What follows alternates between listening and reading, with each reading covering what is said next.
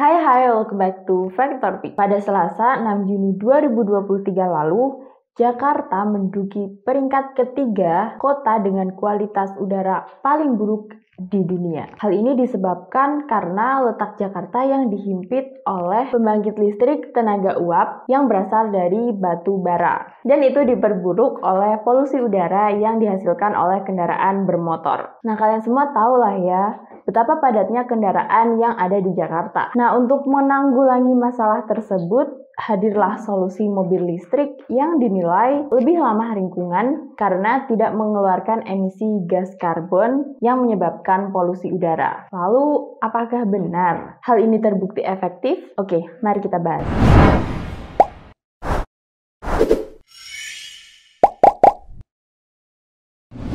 Tapi sebelum itu, jangan lupa buat klik like-nya, lalu subscribe dan share video ini sebanyak-banyaknya. Emisi karbon adalah gas yang dikeluarkan dari hasil pembakaran senyawa yang mengandung karbon, seperti CO2, solar, LPG, dan juga bahan bakar lainnya. Atau secara sederhananya adalah pelepasan karbon ke atmosfer. Emisi gas karbon ini dapat berasal dari pembangkit listrik tenaga fosil, kendaraan bermotor tenaga fosil, pembakaran hutan, pembakaran sampah, dan juga kegiatan industri. Nah, sebenarnya masalah polusi ini sudah lama diupayakan pemerintah untuk ditanggulangi. Mulai dari penambahan ruang terbuka hijau, perencanaan program pembenahan transportasi, sistem ganjil genap, penetapan hari bebas kendaraan bermotor atau Car Free Day, dan juga meluncurkan mobil listrik ini. Nah, mobil listrik ini pertama kali diproduksi di Indonesia pada tahun 2021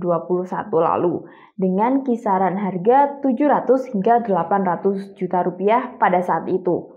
Tapi sekarang kalian bisa mendapatkannya dengan harga mulai dari 75 jutaan saja. Seperti namanya, mobil listrik ini adalah mobil yang bahan bakarnya atau sumber tenaganya berasal dari listrik. Biasanya mobil listrik menyimpan daya listriknya pada baterai litium, dan baterai itu tentu saja bisa diisi ulang. Nah, karena mobil ini menggunakan listrik, jadi mobil ini nggak punya knalpot dan tidak butuh yang namanya oli, sehingga dinilai lebih hemat biaya. Penggunaan mobil listrik ini diklaim mampu mengurangi emisi gas karbon. Karena seperti yang kita tahu, kendaraan bermotor yang menggunakan bahan bakar minyak berasal dari fosil itu tidak dapat diperbarui. Nah, hasil pembakaran bahan bakar fosil inilah yang menghasilkan gas karbon monoksida yang menyebabkan pencemaran udara. Selain itu, emisi gas karbon dari kendaraan bermotor juga sangat tidak baik untuk kesehatan. Mulai dari masalah pernafasan, jantung, bahkan kanker pada tubuh manusia. Anak-anak di daerah yang terpapar polutan udara juga dapat menderita pneumonia dan juga asma. Dampak buruk lainnya yaitu pemanasan global, penipisan ozon, dan juga hujan asam. Bahan bakar fosil juga memiliki beberapa kelebihan, di antaranya yaitu dapat menghasilkan listrik dalam jumlah besar, lebih mudah ditemukan, hemat, dan menjadi penyokong utama dalam berbagai sektor, mulai dari sektor industri hingga sektor ekonomi. Sebenarnya apa sih yang membuat mobil listrik ini dinilai lebih baik daripada mobil dengan bahan bakar fosil? Alasan yang pertama adalah mobil listrik ini dinilai lebih bersih. Hal ini karena penggunaan listrik tidak meninggalkan bekas kotor di mesin, karena tidak membutuhkan oli mesin.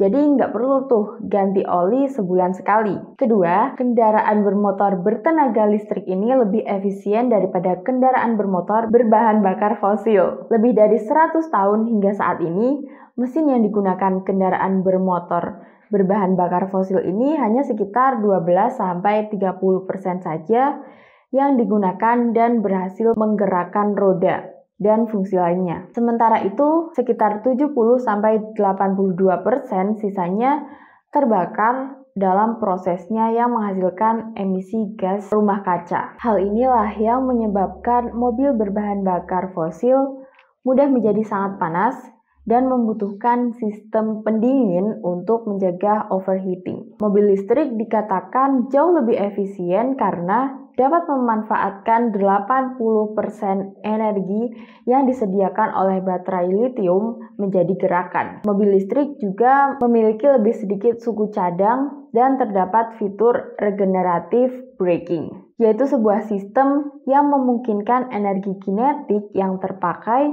selama pengereman digunakan kembali. Meskipun mobil listrik ini diklaim mampu mengurangi emisi gas karbon, tapi sebenarnya mobil listrik ini memiliki beberapa kekurangan juga loh guys. Penggunaannya mengurangi tingkat polusi udara memang benar. Namun hal tersebut hanya berlaku jika mobil tersebut digunakan di jalan atau pada saat dipakai. Karena pada kenyataannya mobil listrik tetap menyumbang polusi udara, namun dari sumber dan juga tempat lain. Apa maksudnya dari tempat lain? Oke, kita flashback ke proses penciptaan listrik sebagai sumber energi utama dari mobil listrik ini. Nah, proses pembuatan energi listrik ini juga menggunakan bahan bakar fosil, yaitu batu bara. Dan semakin banyak mobil listrik yang digunakan, maka akan semakin banyak juga batu bara yang diperlukan, dan itu juga menghasilkan polusi.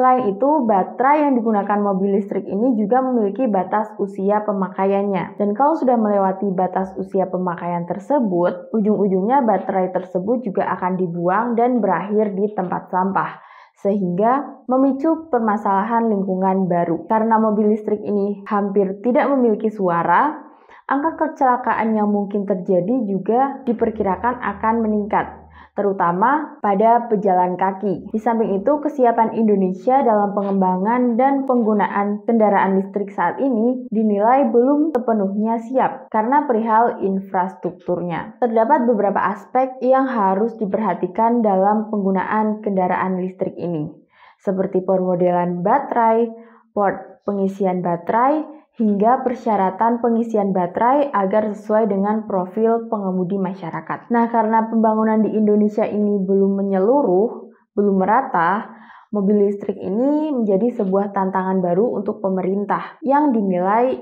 lumayan sulit untuk diwujudkan di seluruh Indonesia, terutama dalam membuat port pengisian daya mobil ini. Nah, yang terakhir, karena sumber listrik terbesar di Indonesia adalah berasal dari PLTU, batu bara, maka ini juga akan menimbulkan permasalahan lingkungan baru, yaitu pencemaran udara seperti yang sudah saya bahas sebelumnya. Jadi kesimpulannya adalah mobil listrik tidak sepenuhnya zero emission dan bahkan memerlukan bahan bakar fosil yang lebih besar, sehingga sama-sama menyebabkan polusi seperti mobil berbahan bakar minyak. Solusi yang ditawarkan mengenai penggunaan baterai berkali-kali juga tetap membutuhkan proses yang panjang, mekanisme daur ulang yang lumayan matang, dan juga mahal. Namun di sisi lain, mobil listrik merupakan suatu inovasi teknologi yang sangat-sangat bermanfaat bagi kehidupan kita, baik di masa sekarang ataupun di masa depan nanti. Kalau kalian masih mau beralih ke mobil listrik nggak?